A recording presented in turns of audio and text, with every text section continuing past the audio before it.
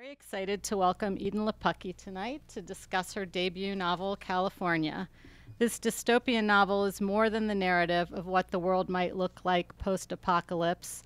It's an affecting story of love, marriage, and family. You may have heard something about this book. It's one of the most talked about novels this summer, after Stephen Colbert urged readers to show support for the title, which was caught in the dispute between Amazon and Hachette, and was consequently not available for purchase on Amazon.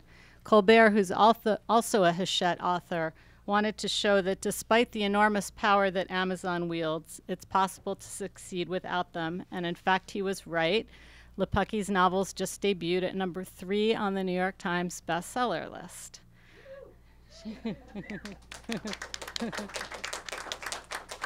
She's also a former bookseller, so she knows the drill and was even able to handle all of her own pre-solds just now, and we're so lucky to have her here tonight, seemingly cheerful and alert after one of the most extensive book tours I've ever seen. Please help me welcome Edan Lepucki.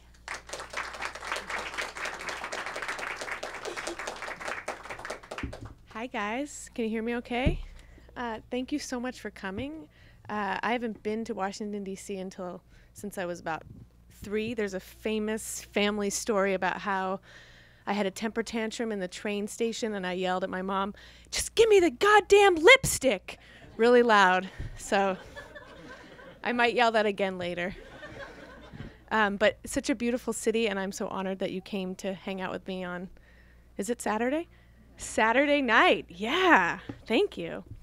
So my novel, California, it takes place in the future. It's about a husband and wife, and they leave a ruined, devastated LA to go live by themselves in the wilderness. And when the novel opens, it's just the two of them, and their nearest neighbors, Sandy and Bo Miller, have died under mysterious circumstances. And the only person that they see is a man named August, who comes about once a month on a horse-drawn buggy with goods to trade, and he's very secretive, and he seems to know a lot about the surrounding areas, but won't tell them anything. And in the first chapter, Frida finds out that she's pregnant, or she thinks she might be. You guys know how that works. I'm not going to explain the biology there. And she really wants to go and find other people with Cal, but Cal doesn't want to. And they have an argument about it where Frida says, you know, you must know something that you're not telling me. And he keeps saying he doesn't know anything. So I'm going to read a short scene that happens the next morning after they've had this argument. And she is doing laundry at the creek, because you have to do your laundry at the creek at the end of the world in the wilderness.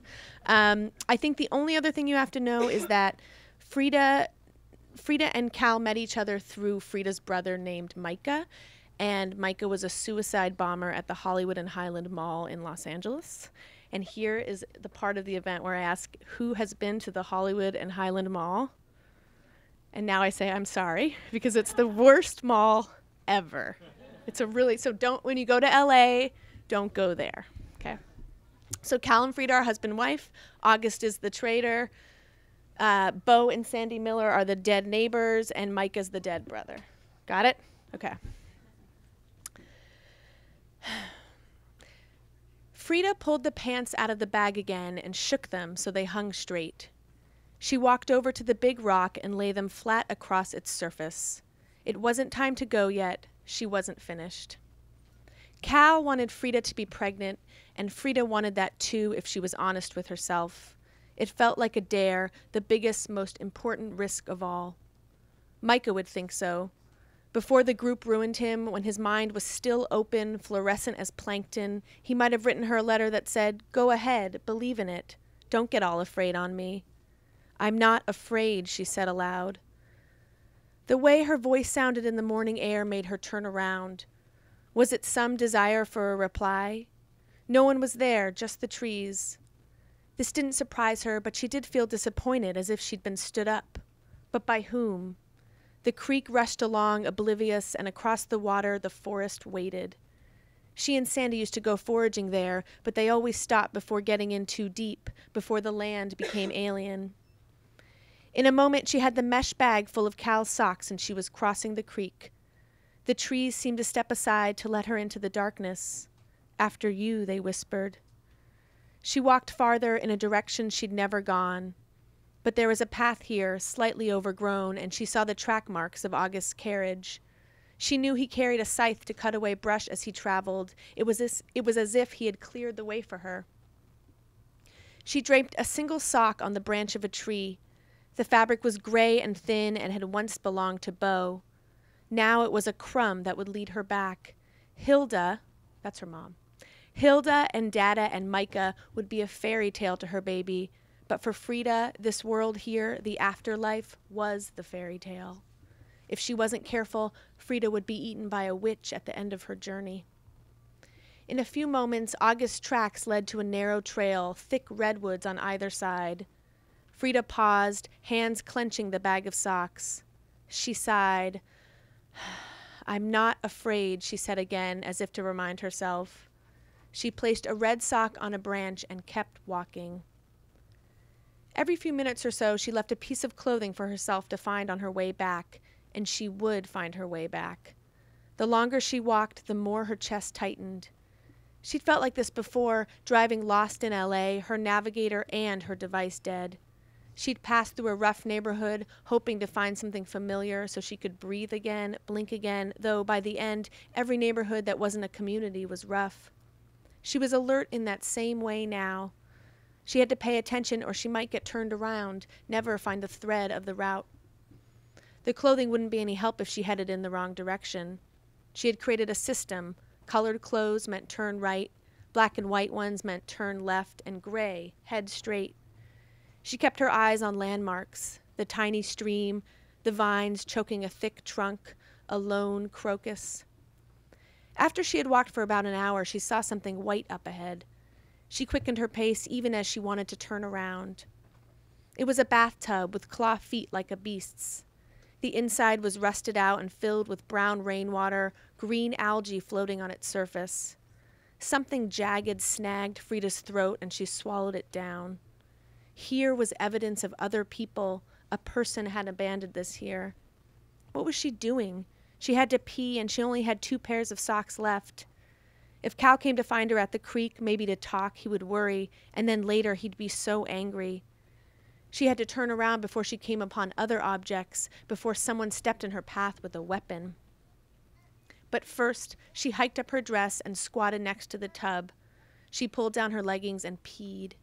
There was an atavistic relief to this, and her eyes watered from the pleasure. The end of the world couldn't take this tiny joy away from her. She was a dog marking her territory. Frida was here. As she stood, pulling up her leggings, her dress falling back to her ankles, a sound caught her attention. Something like a crunch, like someone stepping on fallen leaves. She froze, that jagged thing rising in her throat once more. "Hello?" she whispered. No answer. "Relax," she told herself. "It's nothing, couldn't be." But still, she thought she felt a presence not far from where she stood. Something, someone was watching her, its breath shaping the molecules between them. She was breathing in that same air. She stepped away from the bathtub. She would hurry back to the creek and then return to Cal. Nothing had happened. She was safe. From behind a tree, another crunch. The sound came from her left, and she turned. A coyote. It was standing there, watching her. It didn't look like the starving ones that used to skulk around LA, desperate for a cat to eat, some garbage scraps. This one was well-fed, big, with coarse, brownish-gray hair that looked prickly to the touch. If Frida didn't know any better, she might think she'd run into a strange dog, tall and eerie-eyed. It was so still. A bird cawed above them. Frida couldn't remember what she was supposed to do. Yell at it to go away, or step back quietly, or run like mad. This animal wasn't huge, but it could hurt her. Sorry. The coyote let out a rasping sound. Its eyes arrowed into her, and Frida noticed an animal at its haunches. Something dead and small, a rabbit maybe. "I don't want it," Frida whispered. She already had a hand on her stomach. Already she needed to keep her child away from this. She could feel the fear growing on her like a skin, a mold. She could smell it. The coyote pawed at its meat, rasped again. The dead thing had been torn down the middle and flattened like roadkill, limp and bloodied. The coyote turned back to her, and Frida read its body, saw that it would pounce if she didn't get away. Above them, the bird cawed once more. Frida turned and ran.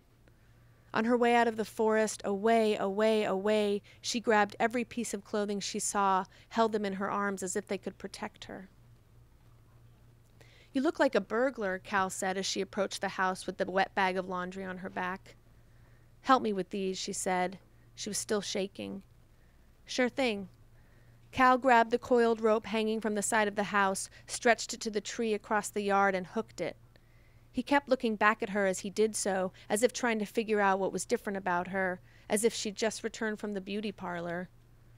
"Are you all right?" he asked when they were side by side at the line. "No." "Please don't tell me you're still pissed at me."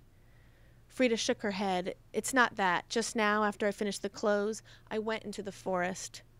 "You did what?" "We need to find other people. They're nearby. I know it."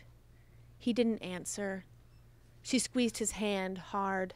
"Don't lie to me." "Why are you being so careless?" he asked. "Why are you being so duplicitous?" He smirked. "Good word." "I'm pregnant, Cal." "So now you're sure about that," he said. "Would you rather I be sick?" She let go of his hand and pulled one of Sandy's old dresses from the laundry bag. It was wrinkled and cold. He pulled it away from her. "Let me," he said. "Just tell me what you know." Cal closed his eyes, the dress in his hands. She could tell by the way his face scrunched up that she almost had him, that he'd do exactly what she asked. He wanted to tell her. He almost dropped the dress, but she grabbed it. "I just washed this," she whispered. "Please don't get it dirty." "I should have told you as soon as Bo told me," Cal said. "What do you mean?" Frida thought of the coyote and the animal it had killed. "Let's go inside," Cal said, and put a hand on her lower back. "Thank you."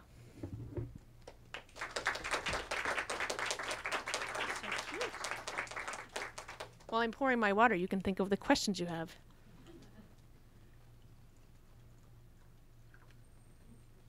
Isn't this so adorable?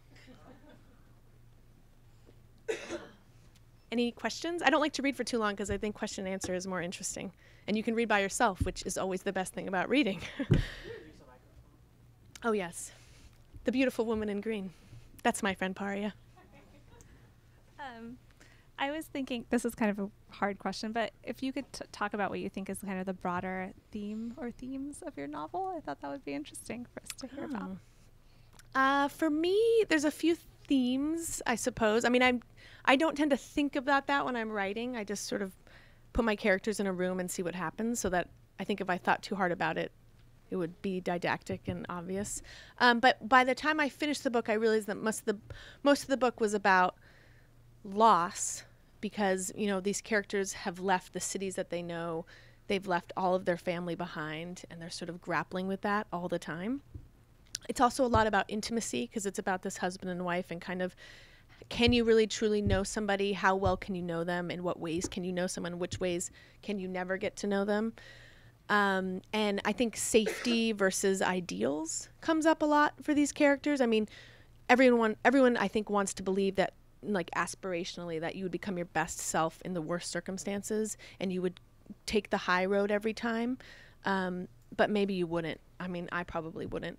And I'm sort of obsessed with this idea of when you become a parent, on one hand, you have to become selfless to raise a child, but also parents also become incredibly selfish in thinking about their family unit and what's best for that small group versus the larger earth. So I was thinking a lot about that as I wrote it too. How you doing? First of all, congratulations. Thank you. It's a great novel, great read. Thanks. And this question of the moral quandaries of ensuring a basic human need of security, I think you That's in there. tell very well. And as a young parent also, I'm dealing with these issues. My question for you was why you chose this particular genre of dystopian literature or post-apocalyptic literature. You know, I wonder that too. When I started the book, so there's this phrase that popped into my head, which was post-apocalyptic domestic drama. And I thought, wow, somebody should write that book. That sounds so good. And that was what kind of set me off on the project. And then there was another moment where I was driving in LA and the streetlights had burnt out. And I just started thinking about what if the streetlights never came on ever in LA and the roads were all chewed up worse than they already are there. And this is actually an issue in current cities in America now, in Detroit and Camden, New Jersey has no police force. And so I just started thinking along those lines, like if this happened, then this would happen. But I actually didn't think too much about why I was writing a kind of dystopia. Margaret Atwood's The Handmaid's Tale is probably my favorite book. I read it so many times in college. I taught it in graduate school. I feel like it's in my blood a little bit. So I think there was something leading me to that genre. But when I was writing it, I really only thought about, as much as I could, just about the characters, because I am pretty ignorant of this vast tradition. And I felt like if I thought too hard about it, I wouldn't write the book at all. And the book was started right after my previous agent had dumped me for a book that didn't seem like anybody would ever buy it, and that turned out to be true. But I started it because I felt like nobody cared about my writing, and so I was just like, screw it, I'm gonna write this crazy post-apocalyptic book that nobody's gonna read anyway. And it was actually very liberating to not really worry too much about the burdensome tradition that I was entering. And I think I forgot about it so wholly that now it's really, and seeing readers' responses, so many people come to the genre with so many preconceived notions of what it can and should be, that I'm glad I didn't know that going into it, or I would never have tried it, I think. Yes? So kind of going a little bit from there to talk more specifically about LA. Mm-hmm. I lived in LA for a long time, and I feel like it's a really apocalyptic town.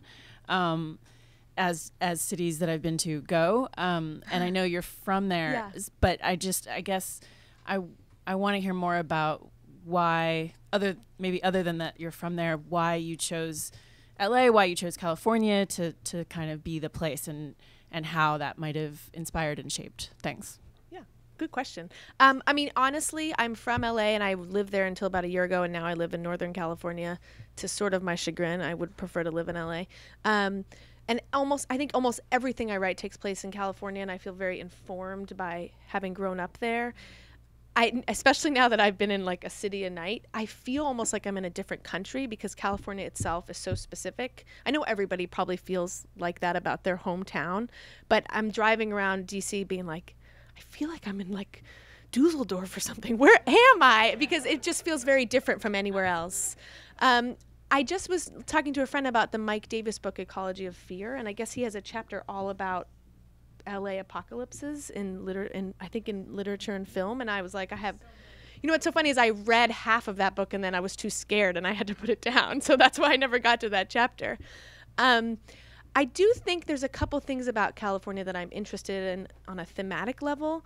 My parents are from New Jersey, and my two older sisters were born there. My mother drove cross country when I was pregnant, and I was born in California.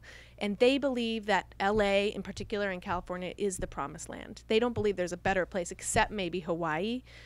And I agree with them in some ways, and I totally don't in others. And there's so many horrible things that happen in California. But so I'm interested in this notion of California as a paradise. And with any story like that, there's a fall, right? And Adam and Eve have to leave the garden. So I think there's a shadow there that I'm interested in investigating. I also think a lot of things happen first in California. So I always say, we put avocado on our sandwiches first, and I think some of Spanglish seems to be a California thing as well as a kind of a Texas thing. I don't know, skate culture. A lot of things happen in California first, so I feel like the apocalypse would definitely happen there first too. It's going to fall off into the ocean, I think. Yeah. I hope not, but probably will. Yeah. Other questions? Oh, I think we're getting another one. Welcome, fellow Angelino. All right. I was born at St. Vincent's. Okay, cool. I'm curious as to, and I've just finished the first chapter, really intrigued, and I can see why readers are pulled in and enjoying it. and do congratulate you. Thank too. you. Not Thank a you. small accomplishment. What wilderness did you imagine when you started? It's, you know, I thought when I was reading, where is this? It's outside LA, could be just past the Tehachapi, could be, I don't know, there's trees though, so maybe she went north, but then the redwoods. So is it Sequoia? Well, it's funny because I'm not sure where they are. Yeah. It is. They go north. They definitely go north North. because I think they couldn't. It would just be too hot. I just think they definitely go north. In a Right. very early draft, they were actually in the Pacific Northwest, Ah. but then I put them back in California. But I have a horrible sense of direction, so that's part of why they're where they are is never specified. But I also kind of feel like it doesn't quite matter because they're so isolated and they can't go anywhere anyway. So I think it matters to us being able to see a map and figure it out. But for them, their day-to-day existence, they're just in a forest and it doesn't quite matter. But they haven't told me specifically where they are. The information, they did not reveal that to me. But you did mention in what you just read Yeah. something about large redwoods. Yes, right? so they're up there. I mean, that's a So clue that they're. probably. Yeah. Yeah, could be Big Sur too. I think you need to do some character geocaching or something. Caching. Yeah. Yeah, but yeah, that's in my mind Yeah. where they are. Great, thank you. You're welcome. Oh, hello. So this experience that you've been going through, having suddenly been plucked to notoriety, is very unusual, to say the least. And I wondered if you could reflect a little bit on if you have some thoughts about it, about what this now has meant for you as a writer going forward. I mean, I know you're well on your way on your next book. I mean, is it affecting how you're approaching that, or generally, how are you now, looking at yourself after all this? Well, I'm a soulless husk now, a celebrity. There's nothing behind the eyes anymore. On the one hand, I'm totally thrilled. I mean, I never expected this to happen to me. I wrote a novel. I thought, maybe I'll get on some summer lists and I'll get a couple good reviews, and maybe one day someone will email me and say they like my book. And that, after my dad read my book, and he doesn't read books. I mean, he does the crossword puzzle and reads vocabulary books and Wilhelm Reich biographies. He doesn't really read novels. He read my book, and that was sort of as cheesy as it sounds, that was sort of like, done. I wrote a book. My dad read it. That feels great. So everything after that has been totally shocking and beyond anything I ever imagined for me or this book. So I'm just really trying to enjoy it, because I have a tendency, as probably a lot of cerebral people, to make good things horrible. So I'm actually doing pretty well, considering how I usually can screw up happy things. So I've been trying to enjoy myself and recognize that it's completely exceptional and never expecting it to happen to me again. We were talking earlier, I'll keep saying it's all downhill from here.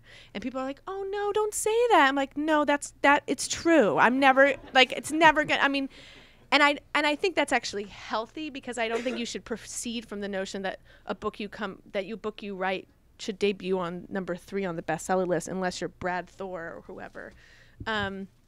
So I feel like that in all that rambly way. Although I have 150 pages of a new book, which I started a while ago, and I'm really happy I have that much, because the book is what it's going to be already, whether that's good or bad. It's already itself. I still have to write most of it, but it already knows what it wants to be.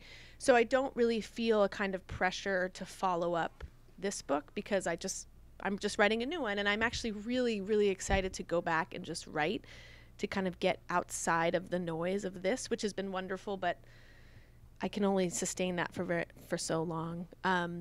And I feel lucky, because I feel like this book was a big hit, and it kind of gives me more artistic freedom than anything. I feel like it's kind of opened up avenues for me to have a longer career, that I know the next book will sell, so that's good. I don't have to worry about that.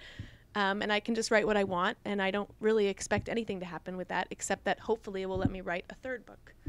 So, but I'm just like a thrill. Here I am in DC on a Saturday night in the summertime. That's great. Yes. Hi. I've enjoyed your work on the Millions over the years. Thank you. That's my whenever somebody says that at a reading, I feel so honored. I'm like, millions readers, yes.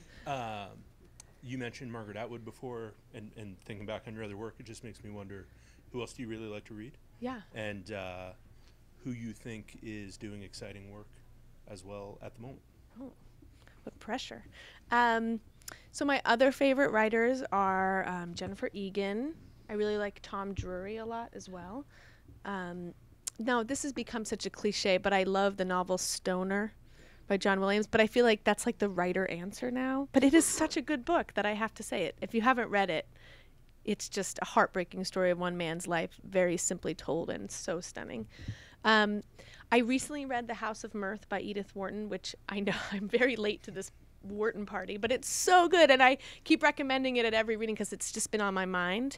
And that has kind of led me, I haven't started it yet for reasons about it being stuck in my suitcase, and my suitcase got checked at the gate, but I was planning to read Portrait of a Lady, which I hadn't yet read. I know, but better late than never, but I particularly wanted to read that because I feel like Lily Bart from House of Mirth and Isabel Archer, who I feel like I've read it because she's so much in the kind of cultural conversation, are these difficult women in fiction.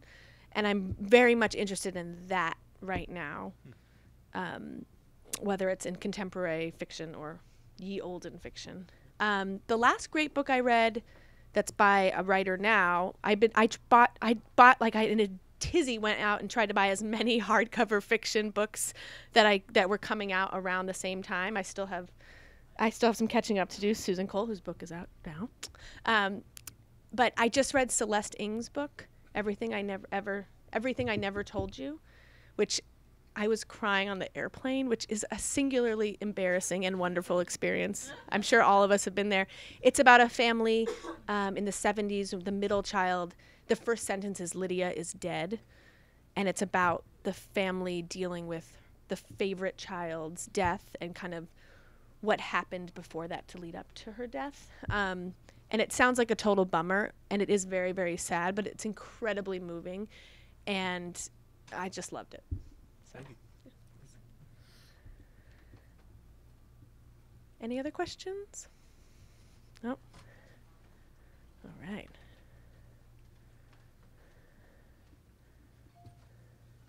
Thank you.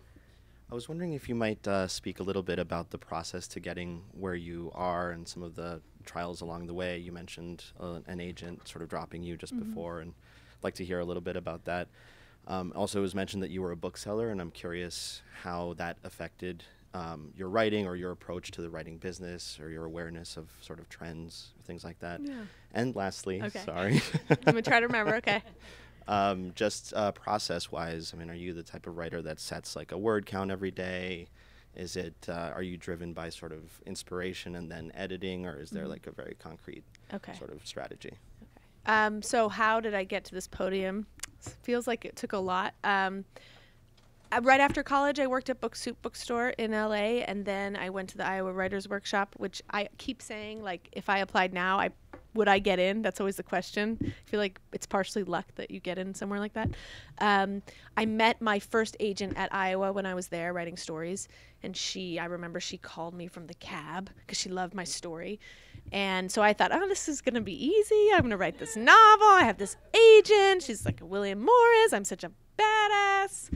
Well, that's not how it worked out. And I should have known it wasn't going to be that easy because it took me 2 years to get my first story published. I started submitting senior year in college, and then I got one published, and I was like, I've got it made. All you need is one. Then the dominoes just fall.